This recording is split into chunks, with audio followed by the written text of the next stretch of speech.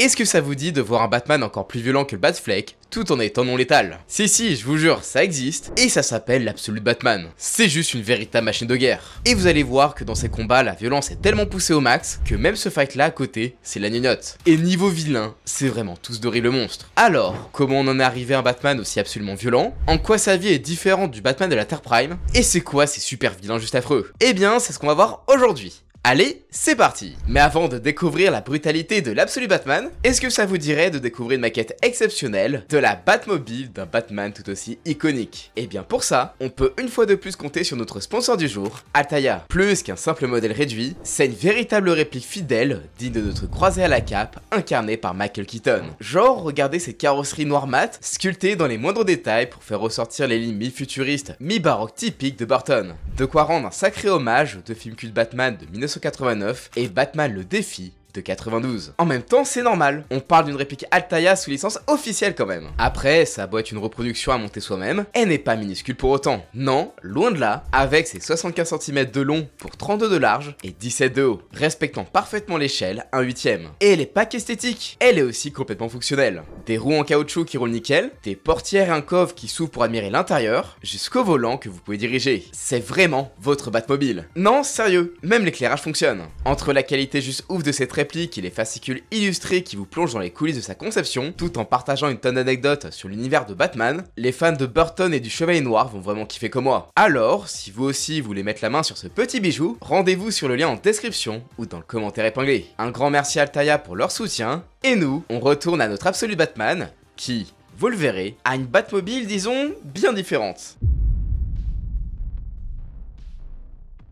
L'univers Absolute, c'est un peu comme les univers Ultimate de chez Marvel. Des versions plus matures et actuelles, avec nos héros qui sont aussi similaires que différents, et vraiment, c'est des univers qui apportent un bon vent de fraîcheur sur des persos qu'on connaît des fois un peu trop bien, et pour le coup, l'univers Absolute y fera fort direct. Faut dire que celui qui est à l'origine de tout ça, c'est quand même le dieu sombre le plus rageux possible, Darkseid. Et oui, après pas mal de machinations un peu tirées par les cheveux, Darkseid a apparu sur ce Elseworld et se servit de ses nouveaux pouvoirs boostés pour façonner un monde où les plus grands héros de la Terre évolueraient pour être des outsiders. Genre un Superman sans sa forteresse et sans famille, une Wonder Woman sans son île et sans ses Amazones, et évidemment, celui qui nous intéresse aujourd'hui, un Batman sans manoir et sans argent. Ici, la famille de Bruce fait clairement partie de la classe moyenne basse de Gotham. Son père n'est pas un riche médecin, mais un professeur des écoles qui a justement dû abandonner son projet de carrière à la naissance de Bruce. Bruce, qui du coup n'est pas un gosse de riche, et a vécu à Cream-Isle avec ses meilleurs potes, Oswald Cobblepot, Edward Enigma, Harvey Dent, Matches Malone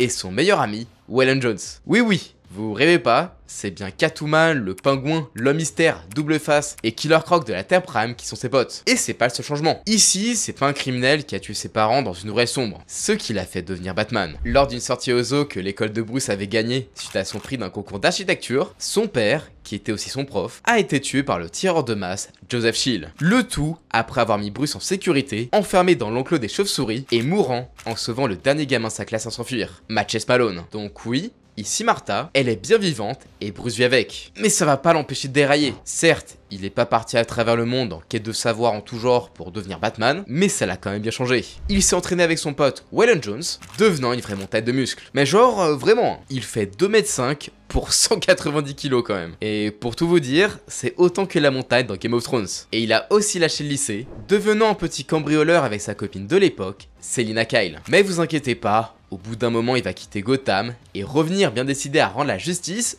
d'une façon un peu vénère quand même. Sauf que là, la journée, Bruce Wayne, il la passe pas à jouer les playboys milliardaires, non, lui, il lui faut un vrai job. Et pour le coup, comme c'était un vrai génie de l'ingénierie, il a bossé dans presque toutes les structures de Gotham avant de travailler comme ingénieur civil pour des gratte-ciels qui lui servaient de base. Ah oui, parce que lui pour le coup, il a pas une Batcave, il en a juste plein dans toute la ville. Mais il n'y a pas que sa vie qui est différente, celle de son entourage aussi. Genre, Alfred, c'est pas son majordome, c'est juste un allié temporaire qui est agent des services secrets britanniques. Genre un vrai agent de terrain. Gordon, c'est pas un commissaire, mais le maire. Le commissaire, c'est Bullock, et Martha Wayne, c'est même carrément l'adjointe de Gordon. Quant à la Bat Family, ici, il y en a pas vraiment. Barbara n'est pas Batgirl, mais une officier de police suivant les traces de son père, et les autres Robins, Ben, il y en a pas pour l'instant. La seule base famille de Bruce, c'est ses meilleurs potes de Crime Alley. Waylon, Eddie, Ozzy et Harvey qui l'aident depuis qu'ils sont courants pour sa double vie. Non, vraiment, c'est fou comme changement. Mais là où c'est plus flagrant, c'est dans sa façon de combattre le crime.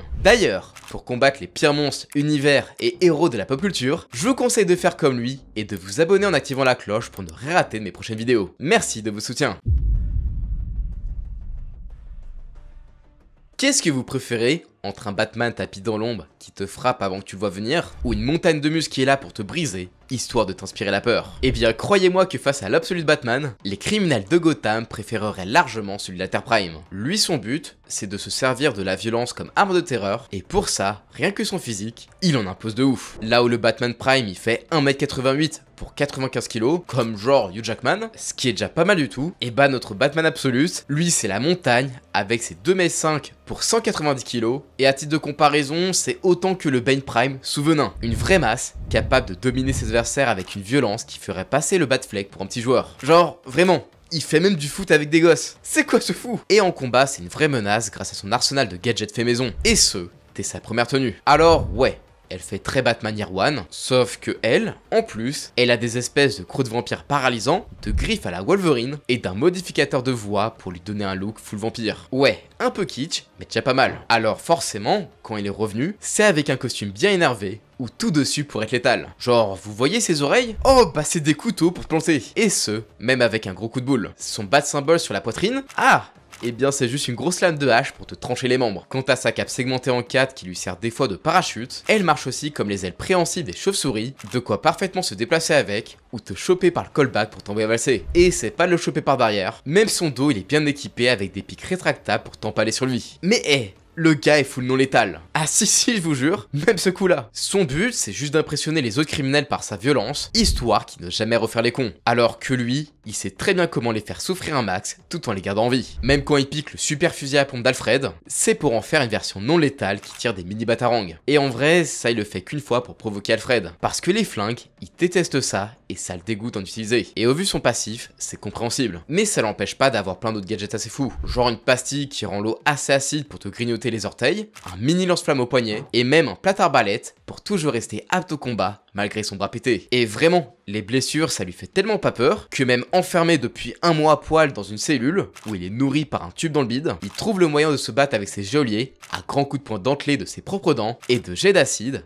directement venu de son bide. Ce gars, c'est un fou qui ne l'a jamais rien, autant pour lui que pour ses potes. Genre, quand son meilleur bro Waylon s'est fait enlever, il a passé 2 semaines à fracasser tout plein de criminels sans relâche. À tel point que les hôpitaux, ils avaient plus assez d'ambulances pour suivre la cadence et ont dû utiliser des taxis et des vélos pour ramener les blessés. Non, vraiment, c'est un malade. Et dans sa guerre contre le crime, il va vraiment loin. Genre lui, sa Batmobile, c'est pas juste une bagnole trop stylée et rapide. Non. Lui, c'est un gigantesque camion Ben, équipé d'une tourelle à batarang électrique pour ravager les véhicules adverses. Et le plus fou, c'est qu'il a un mode où il rabaisse le châssis pour prendre de la vitesse avec ses propulseurs de jet, en plus de pouvoir carrément plonger dans l'eau. Et même si tout ça, ça lui suffit pas à marquer les esprits, Bruce sait comment choquer les criminels. Déjà en les explosant physiquement, mais aussi en leur montrant qu'on s'attaque pas à lui impunément. Genre, tu veux envahir sa base? Boum! Il a fait cramer et exploser son effigie. Tu veux l'acheter? Il prend l'argent, le met sur le rayon commémoratif en l'honneur de son père, façon bat-signal, qu'il fait cramer après. Tu l'enfermes pendant 2 mois en faisant des expériences dessus pour le briser. Pas de soucis, il va reprendre son costume et tenter pour la énième fois de s'échapper. Ce Batman, tu ne le brises pas. C'est lui qui te brise.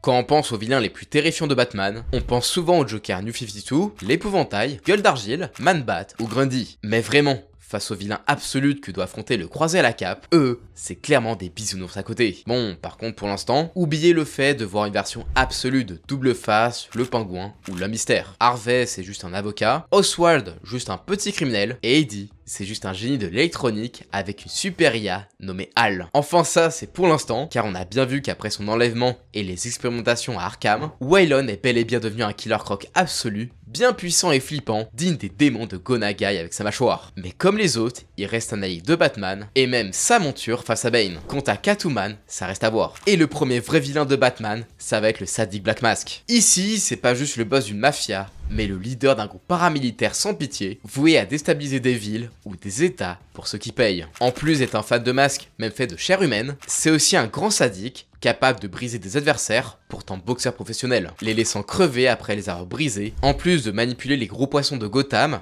comme Bullock, qui l'a retourné on sait comment contre Gordon, histoire qu'il soutient le nouveau maire. En plus de ça, son plan pour foutre le chaos, c'était vraiment digne d'un film American Nightmare. Distribuer des armes et des masques partout en ville, pour que, une fois ces derniers enfilés, ça te donne une liste de cibles et de crimes à commettre, pour te faire gagner un max de cash en crypto-monnaie intraçable. Résultat, il avait un gang vraiment impressionnant prêt à tout pour cette thune en un clin d'œil. De quoi bien foutre le bordel à Gotham. Alors ok, son plan est vraiment hardcore, mais on a vraiment mis en stock. Comme Mr. Freeze par exemple. Vous savez, le gars obsédé par la cryogénie et le froid, et qui espère décongeler sa femme Nora. Et bah là, sa femme, il la rejoint dans la glace, dans le bureau de son fils Victor Freeze Jr. Ouais, c'est assez glauque. Un gamin qui avait justement été cryogénisé par ses parents afin de le guérir d'une maladie mortelle, sauf que ça l'a bien changé on va dire. Ah bah c'est clairement une terreur nocturne. Le truc, on dirait un Slenderman quoi, mais avec un genre de toucher paralysant qui va bien te refroidir de l'intérieur. Et comme si ce pouvoir ne suffisait pas, il a aussi toute une armée de zombies décongelés à son service, qui ne sont autres que des riches clients qui rêvaient d'une vie éternelle. Ah bah paye ta vie à te faire péter les dents par Batman. Tout ça pour garder les petits secrets de ses employeurs, qui sont d'ailleurs les mêmes qui avaient engagé Black Mask. Et pour ça, il ira jusqu'à diffuser par la neige de Gotham une bactérie millénaire pour ronger de l'intérieur des témoins gênants, comme Matches Malone. Après, si les gêneurs à éliminer sont plus importants, ils envoient du lourd. J'ai nommé l'Absolute Bane. Un Bane très calme et philosophique, mais qui peut quand même te choper la tête à une main pour t'écraser comme un moustique. Ce que je trouve assez fou, c'est l'opposition entre son apparence titanesque et son attitude ultra zen. Genre, dans sa façon de combattre, le type il utilise des points de pression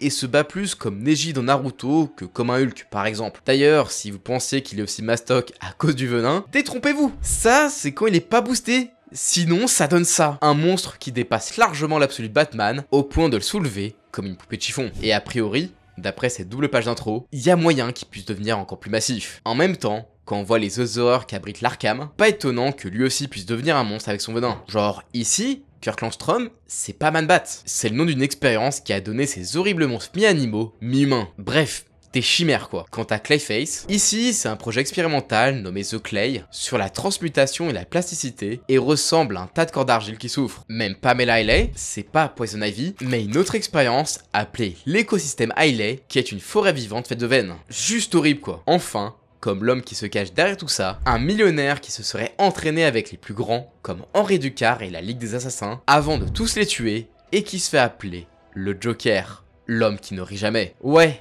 ici c'est lui le riche et Batman le pauvre. Et même si on sait pas grand chose de lui pour l'instant, nul doute que c'est une vraie menace compte tenu de tous les monstres qu'il a engendrés, en plus de son look cauchemardesque avec des fœtus morts en manteau. Ouais vraiment, c'est tous des monstres dans l'univers absolute. Et que ce soit les versions absolutes de Batman, Superman, Wonder Woman ou encore Flash, Martian Manhunter et Green Lantern, chacune apporte une vraie nouveauté à nos persos dont on a l'impression de tout connaître. Et je trouve ça vraiment sympa le concept de dire, voilà, ça c'est les héros que vous connaissez, mais on leur a enlevé les éléments principaux qui font d'eux ceux qui sont. Maintenant, voyons comment ils arrivent quand même à être des modèles sans ça. Vraiment, je trouve l'approche hyper intéressante, et je vous conseille vraiment de lire les comics Absolute, encore plus si vous aimez les comics Ultimate de Marvel. Et qui sait, si ça vous chauffe, on pourrait en faire d'autres vidéos. Mais sinon, qu'est-ce que vous trouvez le plus stylé chez cet Absolute Batman? Personnellement, c'est la Batmobile. Elle est juste incroyable. Allez, abonnez-vous, je vous dis à la prochaine, ciao!